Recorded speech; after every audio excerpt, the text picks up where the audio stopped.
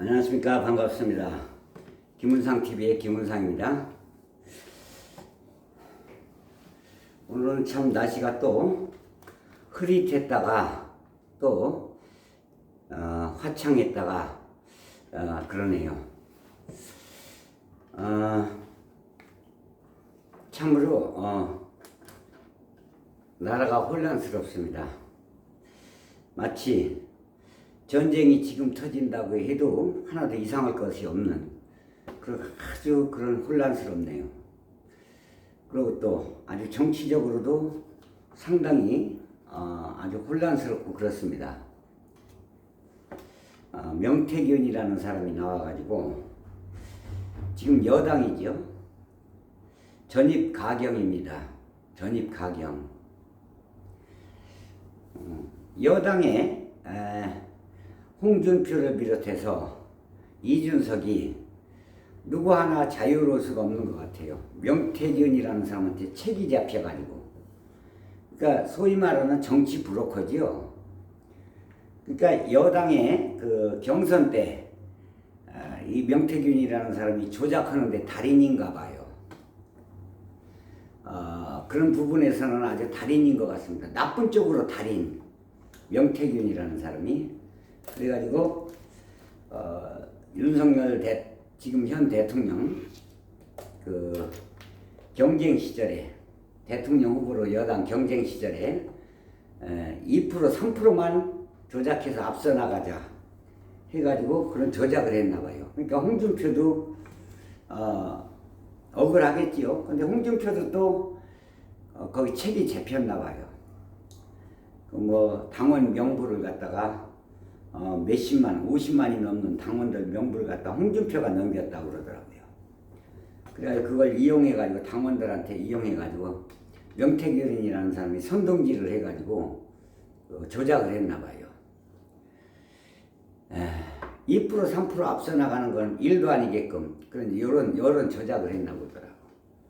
그러니 거기에서 무슨 영부인 김건희 영부인께서 명태균이 그 사람한테 무슨 오빠라고 그분한테 자기네 오빠라고 하면 뭐 남편을 얘기하는 건지 아니면은 또 무슨 뭐 윤석열 대통령 자기 남편을 얘기하는 건지 불분명한데 우리는 윤석열 대통령을 오빠라고 이렇게 생각을 해왔는데 뭐 그 용산에서는 그게 아니고 자기 친오빠를 얘기한 것이다 이렇게 또 변명을 또 하곤 합니다.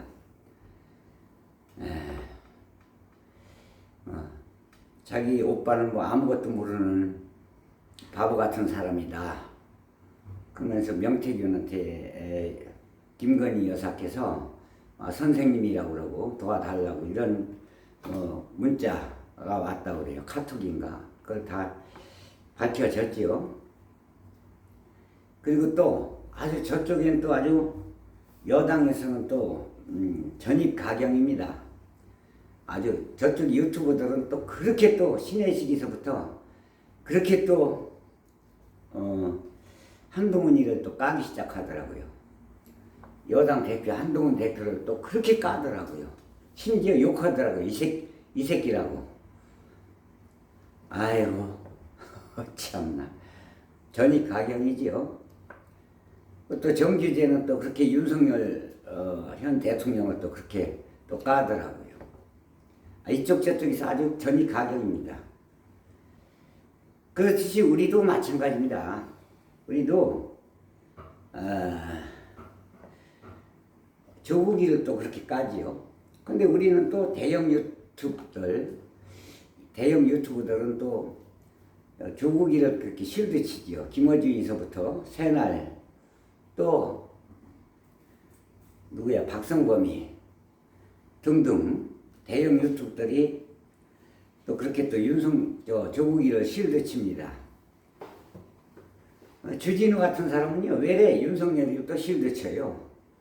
주진우 또 김어준이 왜래 윤석열이 실드칩니다. 주진우는요 방송할 때 왜래 김건희는 훌륭한 분이라고 그랬죠. 주진우 씨 내가 좀 뭐 좀 묻고 싶어요. 어떻게 해서 그렇게 돈을 많이 벌었는가? 그 몇 년 만에 그렇게 돈을 많이 벌어요? 이명박 시절에 그렇게 외국 떠들어오는 건 파헤치고 그래서 우리가 환영을 했죠. 그런데 한 5, 6년 만에 강남에 18억인가요? 20억짜리인가? 아파트도 현찰로 사고 어디서 그렇게 돈이 많이 났을까? 참 뭐 궁금합니다. 그렇듯이 낙공수, 주진우, 또 김어준이 참 초창기 멤버들이죠 다. 이 사람들 참. 그런데 요즘에 와서는 또 조국일도 그렇게 실드 칩니다. 한 번도 이재명 대표에 대해서 실드 친 적이 없어요. 그렇지 저쪽도 그렇더라고요. 저쪽도. 우리만 그런 줄 알았대요. 저쪽은 더 합니다. 아주 노골적으로 욕을 하더라고요. 이 새끼라고. 신혜시 같은 경우는 한동훈이를 갖다 그렇게 욕을 하더라고요. 어디 뭐 7인회라고 있대요. 강남인가 어딘가 뭐 7인회라고 있대요. 분당 7인회라고든가 강남 7인회라고든가 7인회가 있대요. 그렇게 또 까더라고. 전익가경입니다. 이 명태균이라는 사람은 몇천 번의 뭐 카톡 내용이 있다고 그래요. 자기 법에 안 걸릴 만큼만 지금 깠지요. 김건희 여사와 카톡 내용 주고받은 거 조금 깠어요. 일부분만. 날 건드리지 말라 이거지. 나한테 이거보다 더한 아주 여당의 아주 치명적인 그런 카톡 내용이 있다. 현 정권의 치명적인 카톡 내용이 있다. 이런 뜻이겠지. 일부분만 깠어요. 지금 김건희 여사와 대화 나눈 것만 카톡 일부분만 깠다 이 말이죠. 날 건드리지 말라 이거지. 검찰들 윤 정권 날 건드렸다면 아주 확 다 까버리겠다 이거지. 이것도 책 잡힌 거예요. 그래서 모든 정권은 역대 정권이고 뭐고 앞으로 정권도 마찬가지입니다. 모든 정권을 잡은 사람들은 상당히 조심해야 됩니다. 그리고 대통령 후보로 여당이 됐든 야당이 됐든 대통령 후보로 나온 사람들은 정말로 그 가족들, 부인, 아들, 딸, 직계 가족들 상당히 조심해야 돼요. 직계 가족들 때문에 이제까지 대통령이 순환들을 한두 번 겪었어요. 죄다 겪었잖아요. 죄다 겪었어요. 역대 대통령들이 아들, 딸들 때문에, 직계 가족들 때문에. 그래서 정말로 직계 가족은 잘 관리해야 됩니다. 그 우리나라 문화가 이상하게 젊은 사람들 이상한 문화가 돼버렸어요. 남편도 오빠, 친오빠도 오빠, 애인도 오빠, 사귀는 남자도 오빠. 무조건 이 오빠로 통하는 그런 이상한 젊은 사람들이 그런 쪽으로 문화가 흘러가지고 우리는 대화 나눈 게, 그 명씨랑 대화 나눈 게, 명태균, 그 사람 대화 나눈 게, 대통령으로 생각했는데, 용산에서는 지금 남편 대통령, 윤 대통령이 아니고, 친오빠를 얘기한 거다, 이렇게 얘기하더라고요.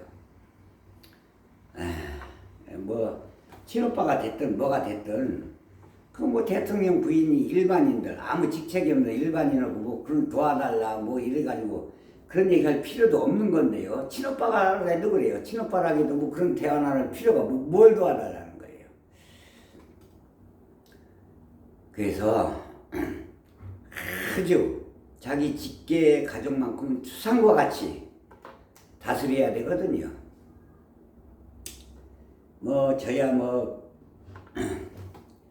참 그거는 옛날에 그거는 박 대통령이 그거 하나 잘한 것 같아요. 박 대통령이 정권 잡았을 때 물론 근대 사업화도 이렇게 했지요. 실드 칠 생각은 전혀 없어요. 저 같은 경우. 실드 칠 생각은 없지만 그건 잘했어요. 근대 현대 산업화 혁명을 이루었고 직계가족 그건 제가 아는데요. 제가 그때 당시 살아봐서 알아요. 박 대통령이 그거 하나는 잘 관리했어요. 친인척이 조금이라도 불의를 저질렀으면은 수상과 같이 내쳐버렸지요. 자기 조카가 박 대통령 시절에 이런 게 있었어요. 자기 조카가 택시 사업을 했어요. 그 조카가 어렵게 사는데 택시 사업 한다고 하니까 조사하게 했어요. 조사를 했는데 조금 그 경북 쪽에서 경상북도 대구나 경북 쪽에서 조금 로비를 해가지고 그 허가권을 따내가지고 그 운수 사업을 했었나 봐요. 박 대통령이 당장 이거 때려치우라고 그래가지고 그 청와대에서 나가가지고 대번에 그 조카가 그 사업을 때려치우고 아주 그냥 알그지가 된 적이 있어요. 그런 건 참 박 대통령이 잘했어요. 그런 거는 다른 건 잘했다고 그래야지. 그렇지만은 이제 너무 정권을 오래 잡아서 또 우리 민주투사들을 김대중 대통령을 비롯해서 민주투사들을 많은 사람들을 참 투옥하고 이렇게 김영욱이가 안기부를 통해서 이런 건 참 그런 것 때문에 우리가 투쟁을 많이 했죠. 아주 잘한 것도 있고 또 잘못한 것도 많고 잘한 것도 많고 그래요. 그래서 뭐 그때 살아온 사람으로서 뭐라고 더 이상 말하고 싶지는 않아요. 그렇지만 우리는 투쟁을 많이 했어요. 박정희 때. 너무나 많은 민주투사들이 투옥되고 죽었기 때문에 그래요. 너무나 많은 사람을 고문을 했고 약 한 18년에 걸쳐서 그렇게 고문을 하고 투쟁하는 민주투사들이 아주 고문을 당해왔기 때문에 그렇습니다. 예. 그런 점이 있었고요. 근데 근자에 와서 참말로 아주 요즘 윤 대통령이 그걸 흉내내려고 하다 보니까 그게 안 되지요. 지금하고 그때하고는 세월이 틀려요. 그때는 국민성이 말이죠. 그때는 너무 학문적으로 문외했기 때문에 그런 게 먹혀 들어갔겠지만 지금은 그때가 아니잖아요. 웬만하면요 60대 50대들이요 하다못해 전문대라도 고등학교 이상은 다 졸업했죠. 그때 당시는요 70년대는요 초등학교도 못 나온 사람도 엄청났습니다. 그래서 그 어용노조, 어용 언론이 판을 쳤지요. 물론 지금도 그때 못지않게 언론이 어용으로 다 변해버렸어요. 거기다 또 이명박이가 만들어놓은 종편이 완전히 종편이 다 어용이에요 지금은. 그래서 그때 못지않게 언론도 그때로 돌아갔어요 다시. 이거 바로잡지 않으니. 그렇지만은 이제 지금들은요 어용을 안 믿어요. 어용 언론을. 지금 조중동이 전부 어용으로 변했잖아요. 심지어 KBS까지 다. C방세, SBS 이런 것까지 다 어용으로 변해가지고 지금들은 그렇지만 아무리 변해도 안 믿어요 이제는. 왜? 배울 만큼 배웠거든. 웬만하면 외국의 신문을 많이 봐요 지금들은. 외국 신문들은 이렇게 어용이 없어요. 특히 미국 같은 경우는 이런 게 없습니다. 그러다 보니까 안 믿습니다. 국민성이 깨어났어요 이제는. 문외하고 무지하지 않다 이 말이에요. 국민성이 이제는 깨어났기 때문에. 그래서 지금 당장 대통령 나오면 이재명 대표가 50%가 넘어요. 한동훈이 20%밖에 안 됩니다. 반도 안 돼요. 그렇기 때문에 지금은 어렵다는 얘기예요. 그러다 보니까 이재명 대표가 대통령 되면요 아주 기득권 싹 없애버릴 것 같거든. 기득권을 없애야 국민들은 좋아요. 국민들 살기는 좋다 이 말이야. 기득권을 싹 없앨 것 같으니까 기득권 유지하려고 이 기득권 세력이 그렇게 발악을 합니다. 이재명 대표를 집어넣으려고. 아주 발악을 해요 지금. 참 법카 쓴 거 다 조사하면요 역대 정권들 지금요 홍준표 대표를 비롯해서 원희룡이 제주도지사 할 때 쓰던 법카 이런 거 홍준표 대표 지금 대구시장 이런 사람들 죄다 법카를 조사하면요 감옥은 아마 100번을 갈 거야. 감옥 100번. 법카 78,000원 가지고 뭐 어쩌고 어째? 아이고 참말로. 그거 국민들이 다 아는데 어째 왜 그런지 모르겠어요. 국민들은 다 알고 있는데 검찰만 모르는 것 같아요. 검찰만. 그래서 참 너무 답답하네요. 그리고 지금은요 아마 참 조국이도 부산에 물론 뭐 이 대표께서 조국 대표한테 갔으면 도와주라고 법원에 출두하면서 부탁을 했나 봐요. 그러니까 조국 대표가 그거를 몇 번씩이나 강조를 해. 그냥 나와서 이 대표가 부탁을 해서 나왔다. 조국이랑 뭐 이재명 대표랑 같은 민주당 대표라고 같은 성산에 선상에 올려놓고 같은 급으로 자기가 말을 하는 거예요. 어떻게 조국 대표하고 이재명 대표하고 같은 대표급이냐? 아유, 같은 급수로 같은 선상에 올려놓고 이렇게 자기가 말을 하는 거예요. 이게 됩니까? 말이 됩니까? 말도 안 되죠.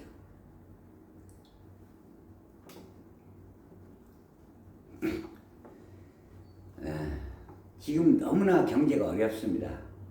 경제가 너무 어려워. 지금 배추값은 조금 김장철이 다가오니까 배추값이 조금은 내려간 모양이더라고요.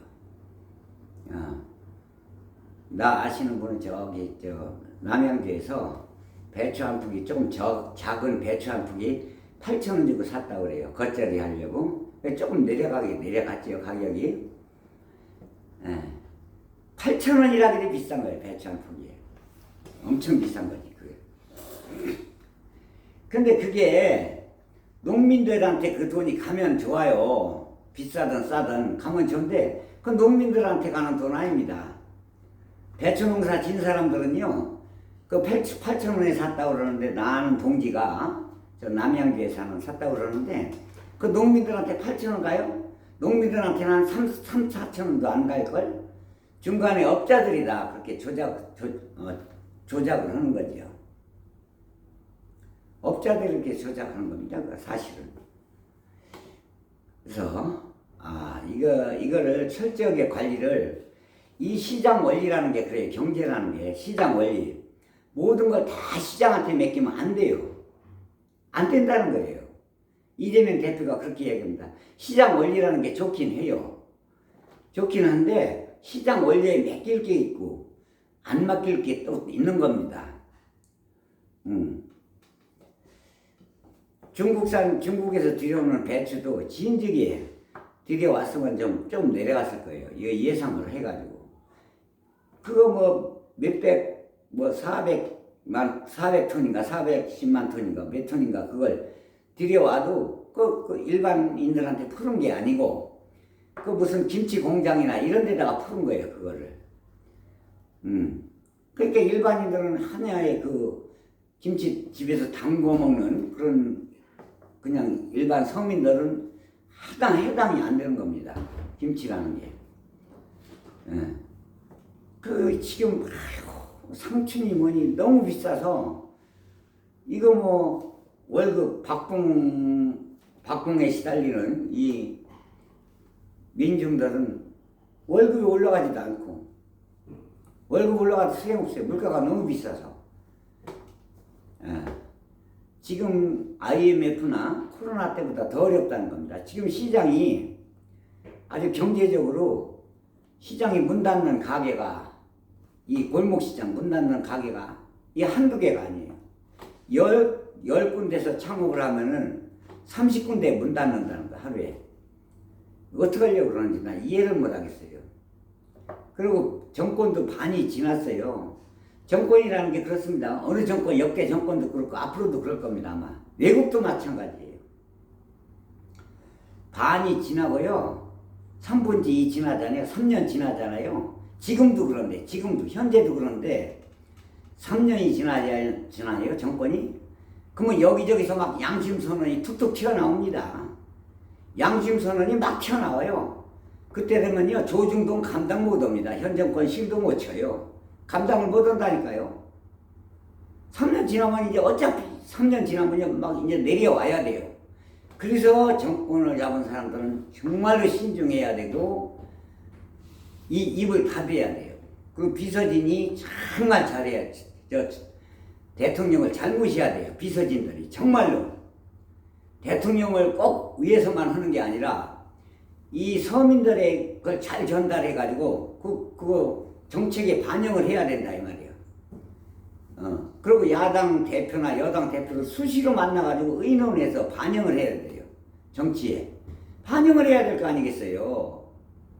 야당 대표도 국민들을 대표 아닙니까? 국민 대표.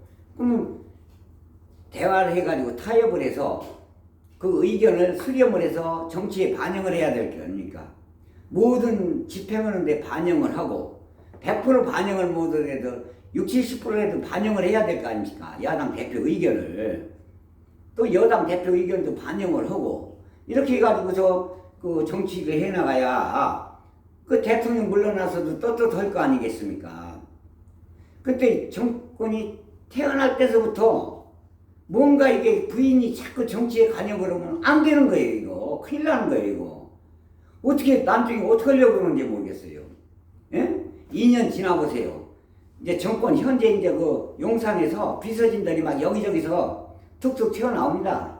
비서진이 한두 명입니까? 그리고 국무위원들이 한두 명이에요. 장관들, 장차관들, 비서진들 한두 명이냐 이 말이에요. 이 사람들이 이제 막 튀어나오기 시작합니다. 양심선은. 아무리 국정원에서 극비밀리에 무슨 일을 해도 나중에 다 알게 되는데 하물며 비서진하고 또 국무위원들, 장차관들 하면 수천 명인데 안 그러면 또 이제 그 공기업 사장들까지 합하면 수천 명이 수만 명인데 어떻게 하려고 그러는지 나 이해를 못 하겠어요. 조용조용히 얘기한다? 지금요 무슨 경찰, 검찰들 아무리요 덮으려고 해도 안 됩니다. 나중에 다 알게 돼요. 이 사람들 나중에 어떻게 정치적으로 어떻게 하려고 그러는지 모르겠어요. 검찰은요 추상과 같이 열을 야로 떠나서 추상과 같이 법대로 처리해야 자기네도 정권이 바뀌면 안전하지 않습니까? 지금 한동훈이가 됐던 이재명이 됐던 누가 정권을 잡더라도 이거 온전할 것 같아요? 나중에? 왜 그런지 모르겠어요. 후위를 생각해야 될 거 아니에요. 후위를. 저 대통령 자리에 앉아서 내려다보고서 정치하는 거와 대통령 물러났을 때 또 내려다보는 정치를 그때 가면 또 달라져요. 아, 내가 정권 잡았을 때 이렇게 하는 게 큰 잘못이었구나. 그때 가서 느낀다 이 말이에요. 그때 가서 다 느껴요. 누구나 다. 아, 그게 아니었었구나. 내가 잘못했구나. 정권 내려놓은 후에 그런 걸 알게 된다 이 말이에요. 그걸 미리 왜 깨우치지를 못하는지 나 이해를 못하겠어요. 지금도. 그래서 옛날에는 임금님들도 암행어사라는 게 있어요. 암행어사. 암행어사를 여기저기 파견해가지고 정말로 민심을 살폈던 거예요. 근데 그때만 또 못해요. 지금 정권들이 보면 그때만도 못하다고. 누가 그걸 대통령한테 자기 직책을 걸어놓고 직책에서 물러나 있더라도 대통령한테 직언을 해야 될 거 아니에요. 그게 충신 아닙니까? 지금 민심이 어떻다고 자기 직을 걸고 물러나는 한이 있더라도 듣기 싫더라도 대통령이 듣기 싫어하더라도 직언을 해야 될 거 아니겠어요. 충신은 없고 간신들만 많아. 이래서 나라가 망하는 겁니다.